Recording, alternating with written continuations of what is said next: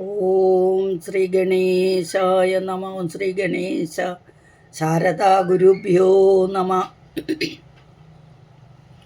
ഓം സദാശിവസമാരംഭാം ശങ്കരാചാര്യമധ്യമാം അസ്മദാചാര്യപര്യന്താം വന്ദേ ഗുരുപരമ്പരാം.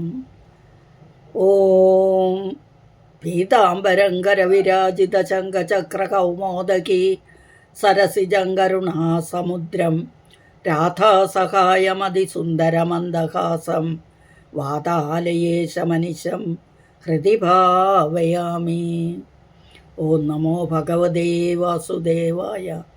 ഓം ശ്രീകൃഷ്ണായ പരബ്രഹ്മണേ നമഃ. ഹരി ഓം. ശ്രീമന് നാരായണീയം പഠന പരമ്പരയിലേക്ക് എല്ലാവർക്കും സുസ്വാഗതം, സുദിനം നേരുന്നു. കഴിഞ്ഞ ക്ലാസ്സിലെ 6-ാമത്തെ ശ്ലോകത്തിൽ ഭഗവാൻ ധ്രുവന്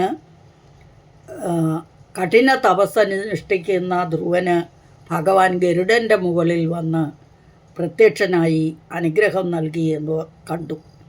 ഭഗവാൻ ധ്രുവൻ്റെ മുൻപിൽ പ്രത്യക്ഷനായി. ലോകം മുഴുവനും ധ്രുവൻ്റെ കഠിന തപസ്സുകൊണ്ട് ശ്വാസം മാത്രം ഭക്ഷിച്ച് ജീവിക്കുന്നവനായ കൊച്ചുകുട്ടി ലോകം മുഴുവനും ശ്വാസം മുട്ട് അനുഭവിക്കുന്നത് കൊണ്ട് ഭഗവാൻ നേരെ വന്ന് ധ്രുവനെ കണ്ട് ധ്രുവന് പ്രത്യക്ഷ ദർശനം കൊടുത്ത് അനുഗ്രഹിച്ചു എന്നാണ്. ആവിർബഭൂവിത വിഭോ ഗരുഡാധിരൂഢ. ഗരുഡൻ്റെ മുകളിൽ കയറി വന്ന് ഭഗവാൻ അനുഗ്രഹം കൊടുത്തു എന്ന് പറഞ്ഞാണ് നമ്മൾ നിർത്തിയത്. അപ്പം നമുക്ക് തന്നെ ഊഹിക്കാം ആ ഭഗവാനെ കണ്ടപ്പോൾ ധ്രുവൻ എന്ത് സംഭവിച്ചു എന്നല്ലേ. എന്ത് ചെയ്യണമെന്നറിയാതെ ആ കൊച്ച് 5 വയസ്സുള്ള കുട്ടി ഒന്നും മിണ്ടാനാവാതെ, ഭഗവാനെ സ്തുതിക്കണം എന്നൊക്കെ മനസ്സിലുണ്ട്, പക്ഷേ ഒന്നും മിണ്ടാനാവാതെ ഗൽഗത കണ്ഠനായി സ്തംഭം പോലെ നിന്നുപോയി. അത്രയും സന്തോഷമുണ്ടായി ആ കുഞ്ഞിന്. എന്നിട്ടോ ആ സന്തോഷം കൊണ്ട് ശബ്ദിക്കാൻ മേലാത്തവനായി ആ കുഞ്ഞ് മനസ്സിൽ മുഴുവൻ ഭഗവാന്റെ ആ രൂപം നിറഞ്ഞു നിന്നു. അതായത് നിമഗ്നം, നിറഞ്ഞ് ഒഴുകുന്ന, മുഴുകിയിരിക്കുന്ന ഭഗവാന്റെ രൂപത്തിൽ മുഴുകി നിൽക്കുന്ന, കണ്ണിൽ ഭഗവാന്റെ രൂപം മാത്രമേ ഉള്ളൂ, അങ്ങനെ മുഴുകിയിരിക്കുന്ന ആ കുഞ്ഞ് ശബ്ദിക്കാൻ പറ്റുന്നില്ല. എങ്ങനെയാണ് സ്തുതിക്കേണ്ടതെന്ന് അറിയില്ല. സ്തുതിക്കണമെന്നറിയാം, പക്ഷേ പറ്റുന്നില്ല. അങ്ങനെ ആ കുഞ്ഞിൻ്റെ മുമ്പിൽ ഭഗവാൻ പ്രത്യക്ഷപ്പെട്ട് എന്ത് ചെയ്തു? തൻ്റെ കയ്യിലൊരു കഥയൊന്ന് പറഞ്ഞിട്ട് ഇത് ചെയ്യുവാണെങ്കിൽ നിങ്ങൾ കുറച്ചും കൂടി ഇതാവും.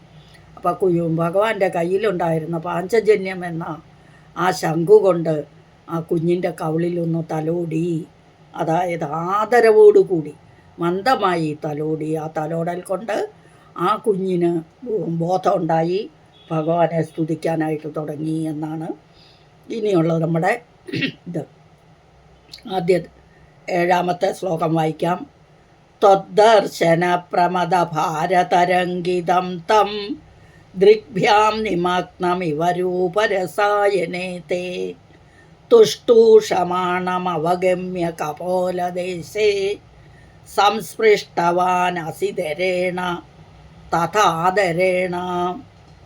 ഇവിടെ ത്വത് ദർശനപ്രമദഭാരതരംഗിതം തം ദൃഗ്ഭ്യാം നിമഗ്നം ഇവ രൂപരസായനേ തേ തുഷ്ടൂഷമാണം അവഗമ്യ കപോലദേശേ സംസ്പൃഷ്ടവാൻ അസി ദരേണ തഥാ ആദരേണ എന്ന വാക്കുകൾ വായിക്കുമ്പോൾ എങ്ങനെ വായിക്കണം?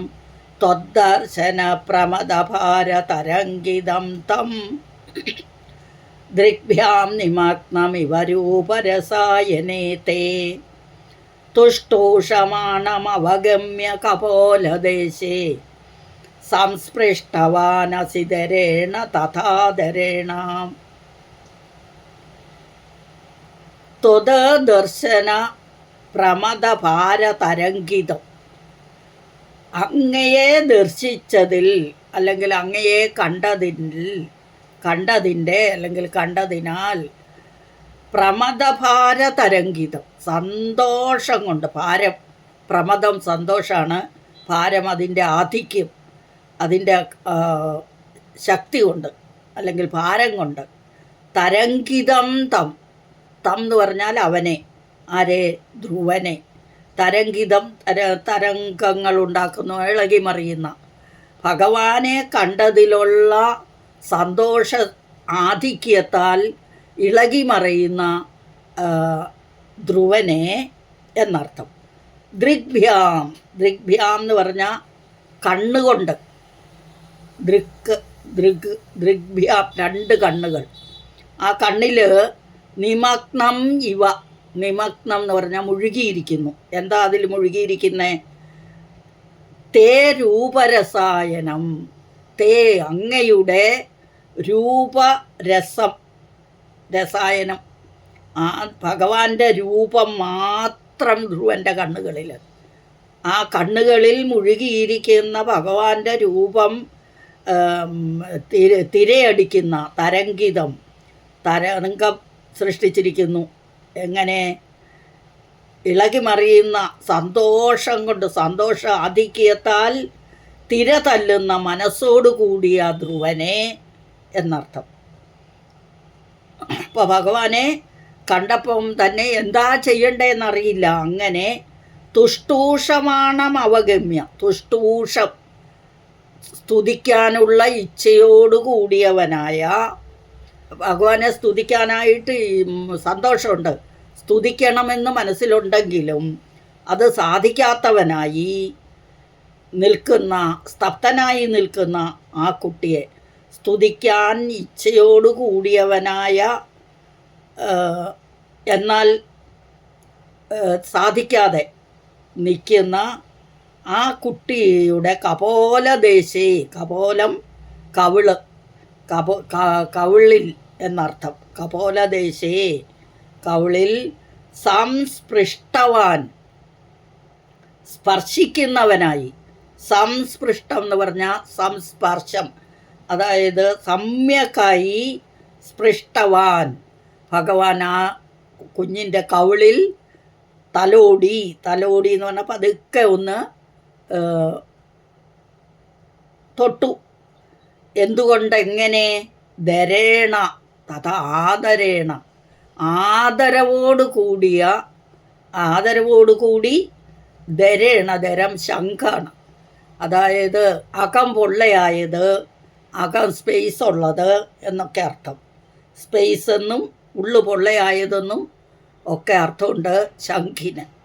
അപ്പം ഭഗവാന്റെ കയ്യിലുള്ള ശംഖിൻ്റെ പേര് പാഞ്ചജന്യം എന്ന ശംഖ്.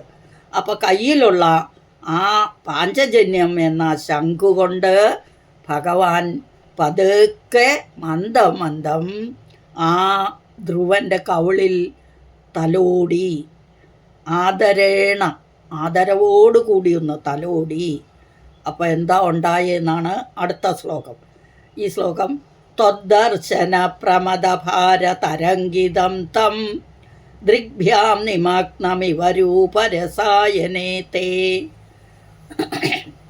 അങ്ങയുടെ രൂപരസായനത്തിൽ, അങ്ങയുടെ രൂപമാകുന്ന അമൃതരസത്തിൽ മുഴുകിയിരിക്കുന്ന കണ്ണുകളോടുകൂടിയ ആ ധ്രുവനെ, അപ്പോൾ സന്തോഷാധിക്യത്താൽ സ്തബ്ധനായിപ്പോയി.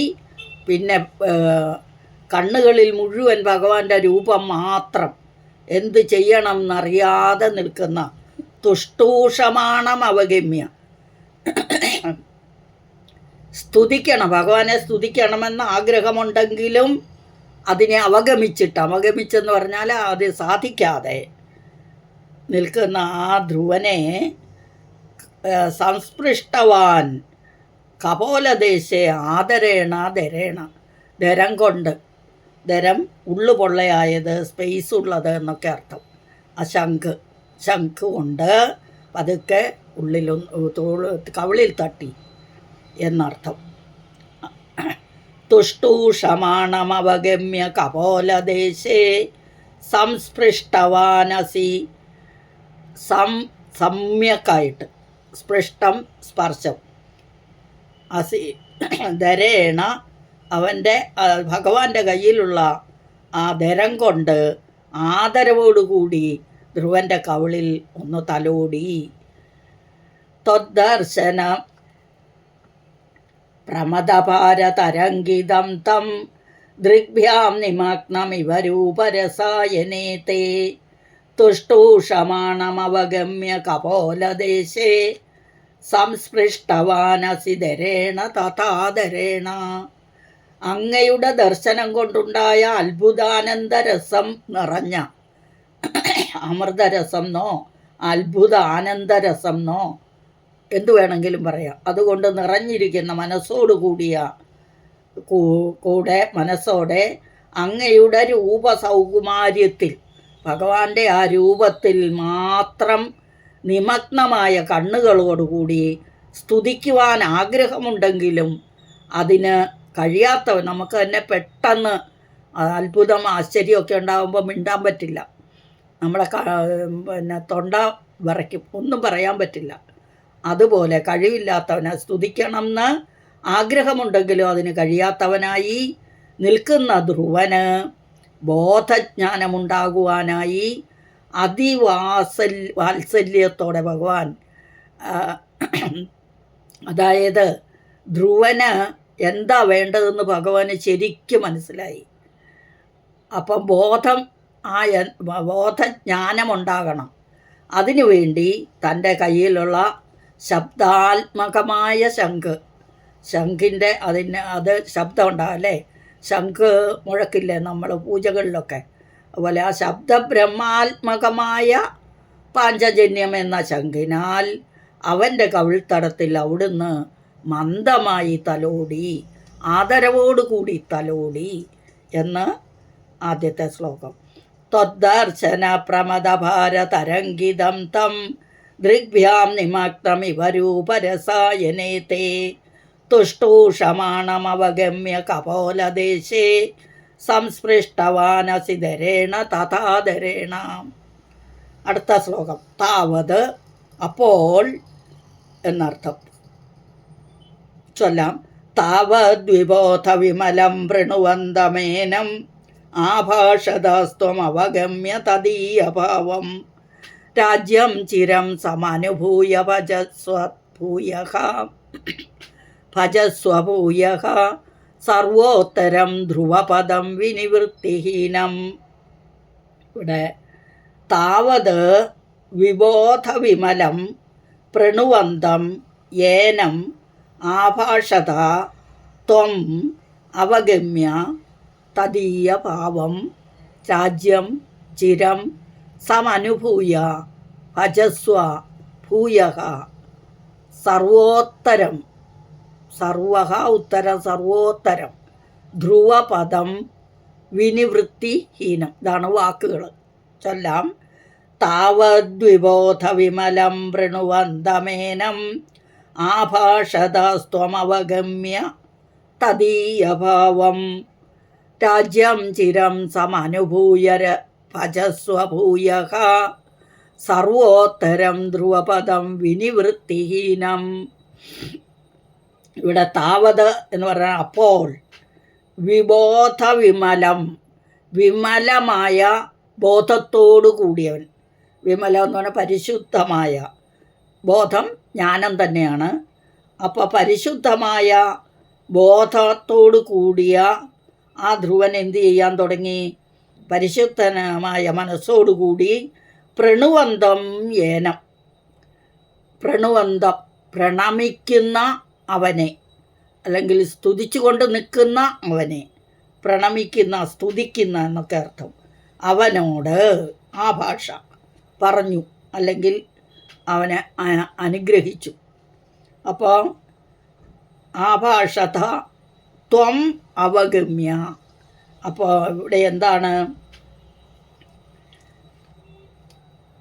താവത് അപ്പോൾ ജ്ഞാനബോധം, വിമലമായ ജ്ഞാനബോധത്തോടുകൂടി സ്തുതിക്കുന്ന അവനോട്. അപ്പോൾ സ്തുതിക്കാൻ തുടങ്ങി, ബോധം ഉണ്ടായല്ലോ. അതുവരെയും ഒന്നും ചെയ്യാനാവാതെ സ്തബ്ധനായി നിന്ന ധ്രുവന് ബോധോദയം ഉണ്ടായി. അവൻ ഭഗവാനെ സ്തുതിക്കാൻ തുടങ്ങി. അപ്പോൾ ഭഗവാൻ എന്തു ചെയ്തു? അവൻ്റെ ഉള്ളിലിരിപ്പ് മനസ്സിലായി, തദീയ ഭാവം. ആ ഉള്ളിൽ എന്താണ് ഉള്ളത്? ഈ ധരം എന്ന് പറഞ്ഞാൽ ഉള്ളു പൊള്ളയായതെന്നും സ്പേസ് എന്നും അർത്ഥമുണ്ട്. സ്പേസ് ഉള്ളത്, അത് ശംഖം എന്നാണ് അർത്ഥം. അതുപോലെ ഇവിടെ മനസ്സ്, വിമലമായ മനസ്സ്, നിർമ്മലമായ ബോധത്തോടു കൂടിയ സ്തുതിക്കുന്ന പ്രണവന്തം ഏനം അവനോട് ആ ഭാഷത പറഞ്ഞു. എന്താണ് പറഞ്ഞത്? അല്ലെങ്കിൽ അതിനെ അവഗമിച്ചിട്ട് ഭഗവാന് ആ കൊച്ചുകുട്ടിയുടെ ഉള്ളിൽ എന്താണ്, അവനെന്താണ് ആവശ്യം, അല്ലെ ഉള്ളിലുള്ള ആഗ്രഹം എന്താണെന്ന് ഉള്ളിലിരിപ്പ് അറിഞ്ഞിട്ട് ഭഗവാൻ എന്തു ചെയ്തു? അപ്പോൾ എന്താണ് ധ്രുവൻ്റെ ഉള്ളിലെന്ന് ഭഗവാൻ മനസ്സിലായി. എന്താണ്? അച്ഛൻ്റെ മടിയിലൊന്നിരിക്കണം, അച്ഛനിരിക്കുന്ന സ്ഥാനത്തൊന്ന് കയറിയിരിക്കണം, അത്രയേ ഉള്ളൂ. സിംഹാസനത്തിലൊന്നിരിക്കണം, അച്ഛൻ്റെ മടിയിലും ഇരിക്കണം, അത്രയായിരുന്നു ആഗ്രഹം. അത് ഭഗവാന് മനസ്സിലായതുകൊണ്ട് ഭഗവാൻ എന്തു ചെയ്തു? രാജ്യം ചിരം സമനുഭൂയ ഭജസ്വ ഭൂയക, വീണ്ടും വീണ്ടും ഭജിക്കാൻ അല്ലെങ്കിൽ സേവിക്കാൻ രാജ്യത്തെ ചിരം എന്ന് പറഞ്ഞാൽ, ചിരഞ്ജീവി എന്ന് പറഞ്ഞാൽ മരിക്കാത്ത, ഒരിക്കലും നശിക്കാത്തത്, ചിരം എന്നും ഉള്ളത്, എന്നും രാജ്യത്തെ ഭരിക്കാനും. അതാണ് രാജ്യം ചിരം, സ്ഥിരമായിട്ട് ആ രാജ്യത്തെ കൊടുത്തു ധ്രുവന്. നീ രാജ്യം ഭരിച്ചു കൊള്ളുക, അച്ഛനെ പോലെ ആ സിംഹാസനത്തിൽ ഇരുന്ന് രാജ്യം ഭരിച്ച് അവസാനം എല്ലാ സന്തോഷവും അനുഭവിച്ചതിന് ശേഷം, അനുഭൂയ സമ്യക്കായി അനുഭവിച്ച ശേഷം ഭജസ്വ, വീണ്ടും ഭജിക്കുക, സേവിക്കുക. 36,000 വർഷത്തോളം ധ്രുവൻ രാജ്യം ഭരിച്ചു എന്നാണ് പറയുന്നത്. അപ്പം ഉത്തരം, എല്ലാത്തിലും ശ്രേഷ്ഠമായ ആ ധ്രുവപദത്തെ, ആ ശാശ്വത സ്ഥാനത്തെ, ധ്രുവപദം എന്ന് പറഞ്ഞാൽ ശാശ്വത സ്ഥാനം എന്നർത്ഥം. പദം സ്ഥാനമാണ്. വിനിവൃത്തിഹീനം, വിശേഷേണ നിവൃത്തി ഇല്ലാത്ത, നിവൃത്തി എന്ന് പറഞ്ഞാൽ തിരിച്ചുവരവ്. അപ്പം വിശേഷേണ തിരിച്ചുവരവില്ലാത്ത, മടക്കമില്ലാത്ത പദത്തെ, ഏത് പദത്തെ പ്രാപിച്ചോ അവിടെ നിന്ന് പിന്നെ തിരിച്ചു വരവില്ലയോ ആ പദത്തെ പരമപദമെന്നും ധ്രുവപദമെന്നും പിന്നെ ശാശ്വത സ്ഥാനം എന്നുമൊക്കെ പറയുന്നു. അപ്പോൾ ആ പദത്തെ അനുഭവിച്ചാലും എന്ന് ഭഗവാൻ അനുഗ്രഹിച്ച് ആ ധ്രുവപദത്തിൽ അവസാനം രാജ്യഭാരമൊക്കെ ഏറ്റു വേണ്ടിടത്തോളം കാലം എല്ലാ സുഖ സൗകര്യങ്ങളും അനുഭവിച്ചതിന് ശേഷം ധ്രുവപദത്തെ പ്രാപിച്ചു എന്ന് 2ാമത്തെ ശ്ലോകം. താവത് വിബോധ വിമലം പ്രണവന്തമേനം ആഭാഷതാസ്ത്വമവഗമ്യ തദീയഭാവം രാജ്യം ചിരം സമനുഭൂയ ഭജസ്വഭൂയഃ സർവോത്തരം ധ്രുവപദം വിനിവൃത്തിഹീനം. അങ്ങയുടെ സ്പർശമാത്രയിൽ ബോധജ്ഞാനം കൊണ്ട് വിമലചിത്തനായി തീർന്ന ആ ധ്രുവൻ വീണ്ടും വീണ്ടും അങ്ങയെ സ്തുതിച്ചുകൊണ്ടിരുന്നു. അവൻ്റെ അന്തരംഗം എന്താണെന്നറിഞ്ഞ അവിടുന്ന് അവനെ ചിരകാലം രാജ്യഭരണം നടത്തിയിട്ട് അവസാനം ധ്രുവപദം പ്രാപിക്കുവാനായി അനുഗ്രഹിച്ചു. പുനരാവൃത്തിഹീനമായിരിക്കുന്ന പരമപദമാണ് ധ്രുവപദം, ആ പരമസ്ഥാനം എന്നർത്ഥം. അടുത്ത ശ്ലോകത്തിൽ ഇത്യൂചുഷി ത്വയി ഗതേ നൃപനന്ദനോസൗ ആനന്ദിതാഖിലജനോ നഗരീമുപേതഃ രേമേ ചിരം ഭവദനുഗ്രഹപൂർണകാമഃ താതേ ഗതേ ച വനമാദൃതരാജ്യഭാരഃ ഇതി ഊചുഷി ത്വയി ഗതേ നൃപനന്ദനഃ അസൗ ആനന്ദിത അഖിലജനോ നഗരീമുപേതഃ രേമേ ചിരം ഭവത അനുഗ്രഹപൂർണകാമഃ താതേ ഗതേ ച വനം ആദൃതരാജ്യഭാരഃ. ഇത്യൂജുഷി, ഇതി ഊജുഷിയാണ് ഇത്യൂജുഷിയായത്. ഇത് ഇ പ്ലസ് ഊ വന്നപ്പം അത് ഈയായി മാറി. ഇത്യൂജുഷി തൊയ് ഗതെ, ഇപ്രകാരം അനുഗ്രഹിച്ച് അങ്ങ് പോയപ്പോൾ, തൊയ് ഗതെ അങ്ങ് പോയപ്പോൾ, നൃപനന്ദന അസൗ ആ രാജാവിൻ്റെ മകനായ ധ്രുവൻ ആനന്ദിത അഖിലജനോ നഗരീമുപേതക നഗരത്തിലേക്ക് തിരിച്ചു വന്നിട്ട്, ഉപേതക നഗരീമുപേത എന്ന് പറഞ്ഞാൽ നഗരത്തിലേക്ക് തിരിച്ചു വന്ന്, അഖില ജനഹ ആനന്ദിതം എല്ലാ ജനങ്ങളെയും ആനന്ദിപ്പിച്ചുകൊണ്ട് സന്തോഷിപ്പിച്ചുകൊണ്ട്, രമേ ചിരം എന്നും രമിച്ചു, ഭഗവത് അനുഗ്രഹപൂർണകാമക ഭഗവാന്റെ അനുഗ്രഹത്താൽ എല്ലാ കാമങ്ങളും പൂർണ്ണമാക്കി, രമേ ചിരം എന്നും വസിച്ചു, രമിച്ചു എന്നൊക്കെ അർത്ഥം. താതേ ഗതേജ വനമാതൃത രാജ്യഭാരക ആ രാജ്യഭാരം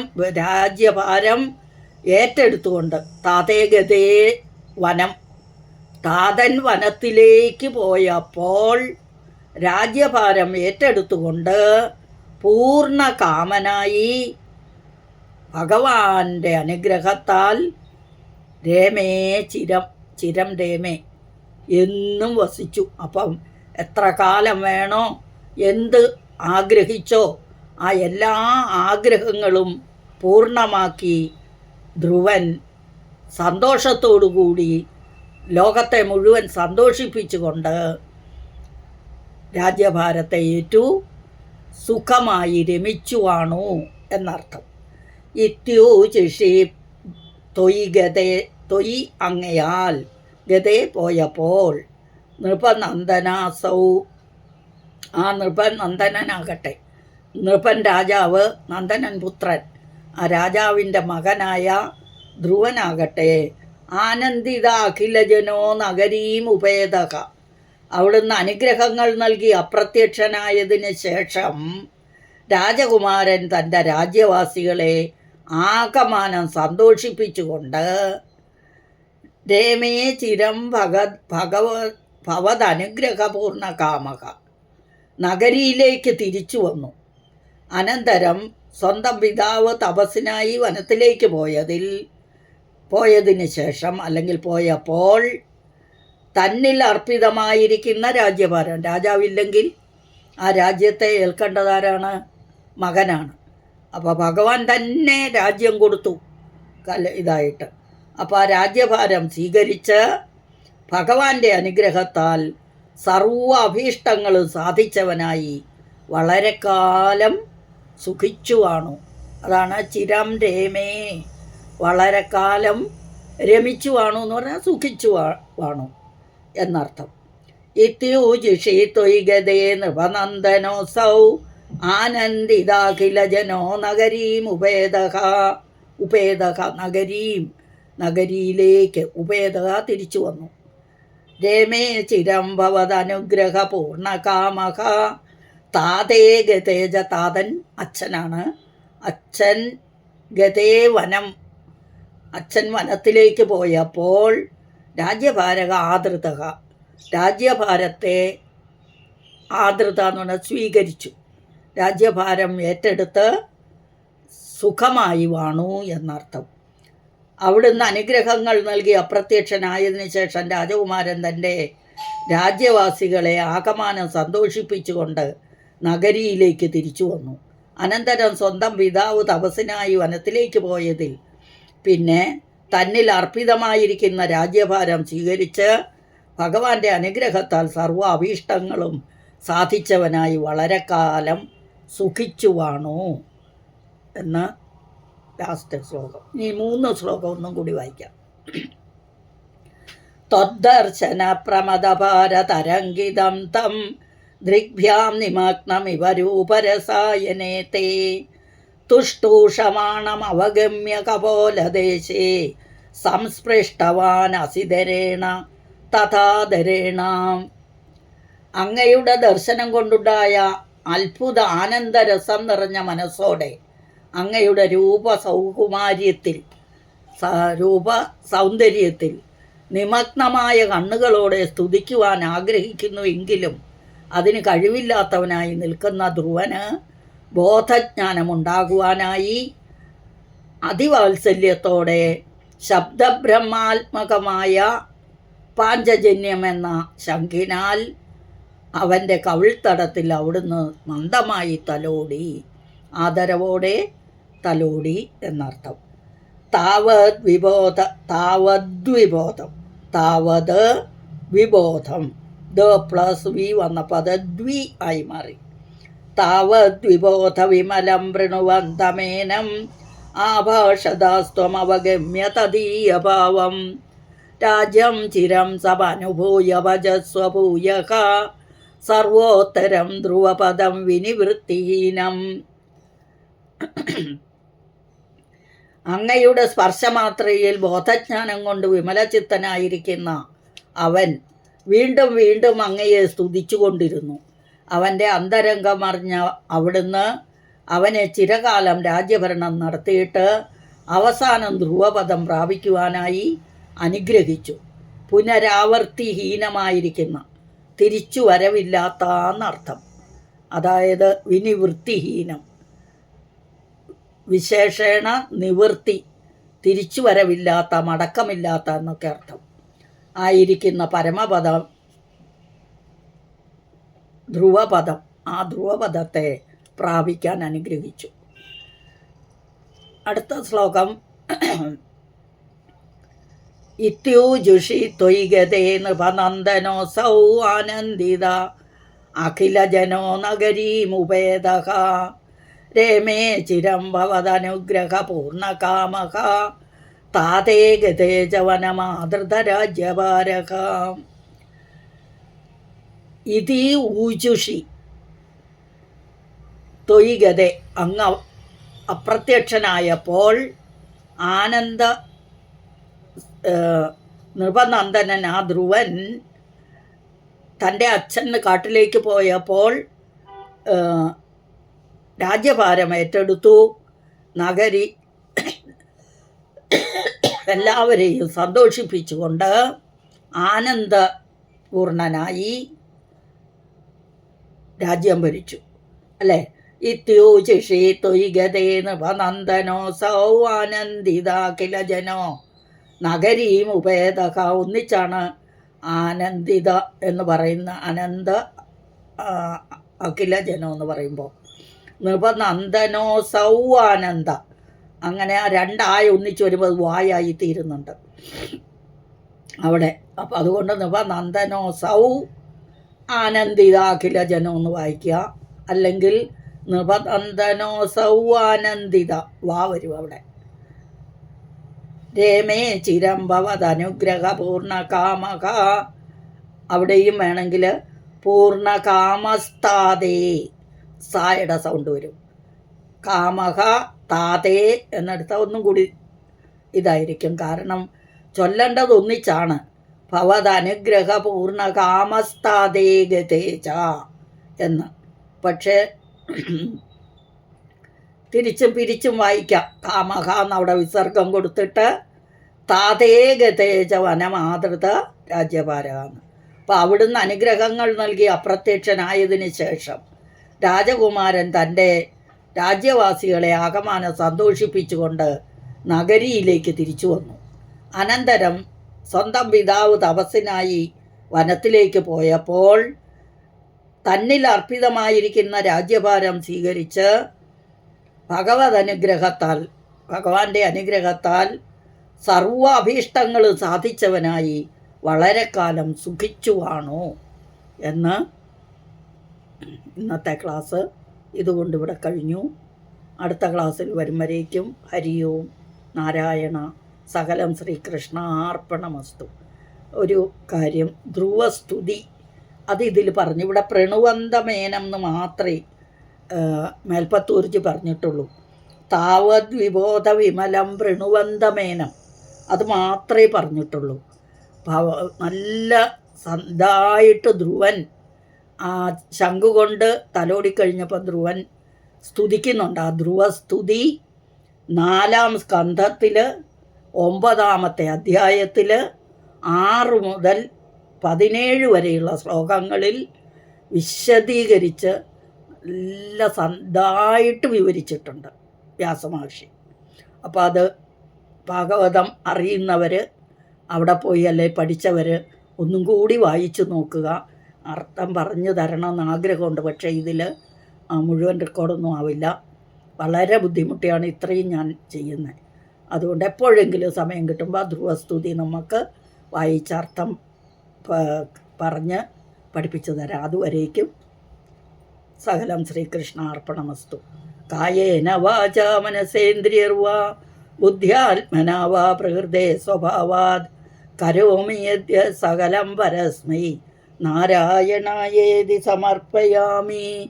ശ്രീനാരായണായേതി സമർപ്പയാമി.